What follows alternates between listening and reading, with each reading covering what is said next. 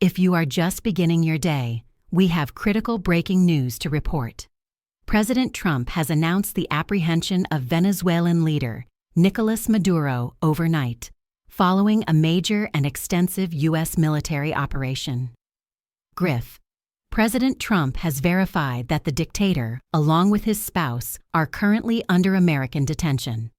They were transported by air out of their nation, and Maduro is now confronting federal accusations related to narcotics trafficking. He will face these charges in a United States court of law. Nicole. The activity concentrated around Caracas and the United States commenced in the early morning hours. Observers reported U.S. Special Operations helicopters soaring over the area, marking what is being described as a masterfully executed mission. The president is scheduled to make a national address at 11:00 a.m. Eastern Time from Mar-a-Lago.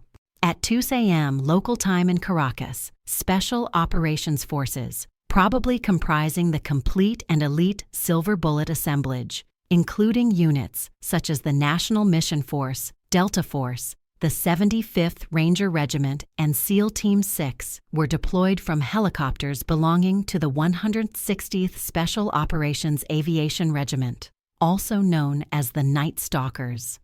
Venezuelan leader Nicolás Maduro and his wife were resting at the time.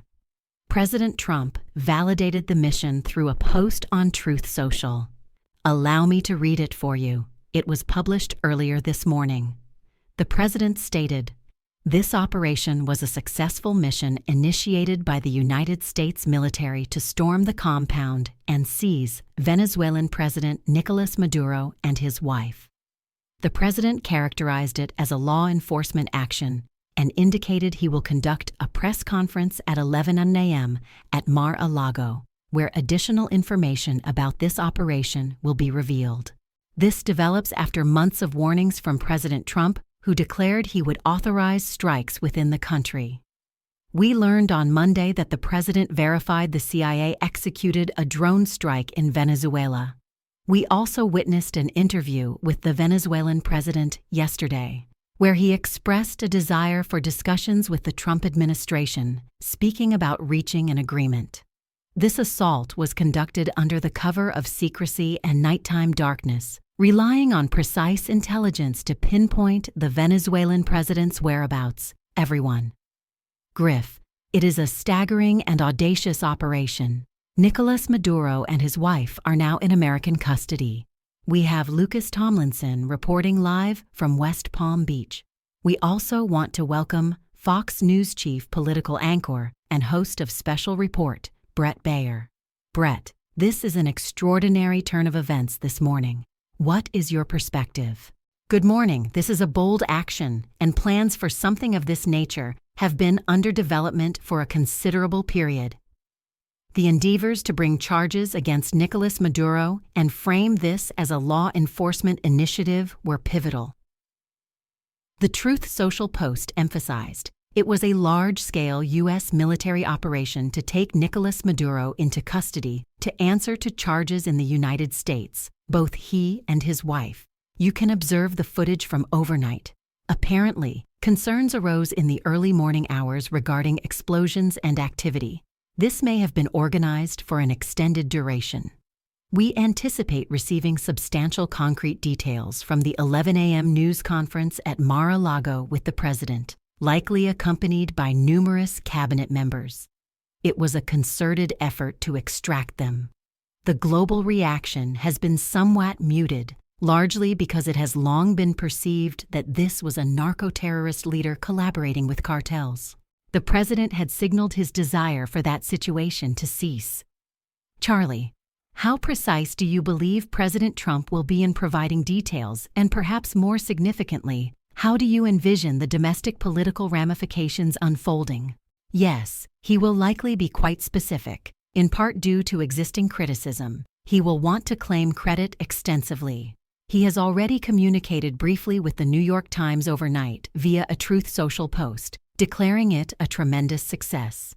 We will hear much more about that and the particulars of the operation. He will also likely discuss this as a message to other nations in the region, Colombia in particular. He has singled out the Colombian president regarding its involvement in the drug trade. Listen, there is considerable political turmoil and a struggle, similar to situations like Iraq. We should not maintain a long-term ground presence. The president has indicated we want to assist and we want to ensure you are cooperative with us, essentially, without using those exact words, but to avoid being an occupying force. There has been foundational work with personnel on the ground, including CIA operatives within Venezuela, for a number of weeks. Obviously, the armada we have witnessed positioned around Venezuela applied significant military pressure and attraction. My assumption, and I am uncertain if we will hear this or not, is that there was coordination with opposition forces and individuals inside the counter-regime. Efforts to prepare for such a scenario have been ongoing for some time, and I would presume that the United States is thoroughly aware, if not directly involved, in that endeavor. Griff, the sole communication from the current Maduro regime in Venezuela, following this strike and operation, came from Vice President Delcy Rodriguez on state television, who demanded proof of life. The whereabouts of President Maduro and his wife were declared unknown. We know their location, but that is their official response. According to Venezuela's constitution, authority transfers from the president to the vice president. When we contemplate whether the U.S. had ground communication, even with opposition leaders, it occurs to me that the immediate aftermath in that nation, regarding who is governing and who will assume power, could become quite chaotic. I concur. There must be answers to those questions, and that is likely a topic for the 11 a.m. news conference with the president and his advisors. You are correct. That is the only official statement we have received from Vice President Delcy Rodriguez, focusing on proof of life. If you could display that Truth Social post once more, let's examine the specific wording the president employed concerning the planning of this operation. He explicitly labels it a U.S. military operation and a law enforcement operation, a coordinated effort to extract Maduro.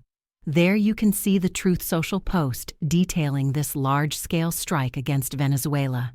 Charlie, she was informed about the Trump-Venezuela strategy, which reportedly involved continuing to destroy boats until Maduro conceded defeat. Individuals far more knowledgeable than myself on this matter suggested he would indeed surrender. As you noted, this has been a prolonged strategic game the administration has been executing. Yes, absolutely, a protracted game of cat and mouse. It was particularly odd that a video surfaced showing Maduro in a vehicle conducting an interview via dashcam, stating he would comply with whatever the president desired. He seemed to acknowledge time had expired and imminent action was approaching. He was remarking, "You want us to cooperate with you. You want us to manage oil. You want us to handle this, and we are willing to do it," referencing a conversation he had with President Trump in November. It was notably conciliatory. We must remember, Maduro was not democratically elected as president of Venezuela. Charlie, are you astonished there has not been a more forceful attempt by other nations to shield him in recent times? I am not surprised they have not intervened. They are preoccupied with their own substantial challenges. Essentially, Cuba is on the verge of collapse as well if it cannot secure support. Venezuela was their primary conduit for that support. They will need to resolve that, and significant shifts are occurring. President Trump has already altered the geopolitical landscape with actions in Iran. As mentioned previously, we are beginning to see that map transform now. Perhaps a genuine question is the extent of China's influence in Latin America. A profound historical perspective was provided by Florida Congressman Carlos Gimenez this morning, who compared these events to the fall of the Berlin Wall. Place that into historical context for us. Yes, this is a momentous occasion. The journey from point A to point B and your earlier inquiry about how this regime proceeds and how the opposition assumes control. All of that he was attempting to sow. He was dancing on stage and singing. The individuals in the audiences were often coerced to attend. The population voted him out on 2 separate occasions. I believe Theodore Roosevelt advocated for peace through strength as well. Observing President Trump's actions and notwithstanding concerns about legal authority from individuals like Mike Lee and others, I believe they will address the scope of this operation, how deliberately limited it actually was, yet how it affects a major transformation through the measures they have undertaken. Nicole, the concept of peace through strength is a reality, and President Trump has demonstrated that through the operations his administration has executed. Under President Biden, Maduro was largely treated as an annoyance or a minor issue. Sanctions were relaxed, oil deals reopened, and his leadership was granted legitimacy through diplomatic engagement. Was it correct for President Trump to declare, "We will not grant you legitimacy through negotiation. We have established a red line, and here are the consequences"? These are the outcomes of behaving as a dictator and evading justice. He established a definitive boundary. This involves an indicted individual who will now face a judicial process. I am uncertain of his location, whether it be Miami or another jurisdiction. I concur that with certain leaders, if you offer an inch, they will take a mile. The sheer presence of U.S. military forces off the coast of Venezuela applied enormous pressure, not only on Maduro, but on his entire regime and the rest of Latin America. As they observed the substantial firepower assembled in the Caribbean, once a critical action is taken, the entire dynamic shifts, and the military force posture transforms accordingly. Griff. Regarding the politics of this situation, Congressman Jim McGovern has raised concerns about authorization and the lack of congressional notification. Another member of the Senate Armed Services Committee also stated they were not informed. Do you anticipate this becoming a significant political conflict about to unfold in Washington? Yes, absolutely. There has been previous criticism directed at the Trump administration for only notifying the upper echelons of congressional leadership and the chairs and ranking members of the intelligence committees. Genuine questions exist about whether they should have been briefed and whether they should be briefed in this instance, similar to questions surrounding the Iran operation and its execution. I am confident there will be inquiries about that at 11 a.m. concerning the pure political angle, combating narco-terrorism and stemming the flow of drugs into the United States is an extremely popular position, irrespective of how the question is phrased. Venezuelans living within the U.S. are expressing that seeing Nicolás Maduro facing justice, being removed from the country, and facilitating a transition to the rightfully elected government is highly favorable. It approaches a 90% support issue. Charlie. On the topic of pure politics, we are undoubtedly going to witness a substantial amount of political maneuvering, especially as an actual court trial progresses simultaneously in real time. This will complicate matters considerably for Democrats, in particular, as they attempt to navigate this delicate situation. Yes, it will all come to the forefront. Senator Marco Rubio has debriefed Senator Mike Lee of Utah, who reportedly is satisfied. Interesting, as he was one of the individuals expressing concerns about the operational parameters. Nicole. We eagerly await hearing directly from the President regarding the military operation. You will be anchoring special coverage of the President's address at 11 a.m.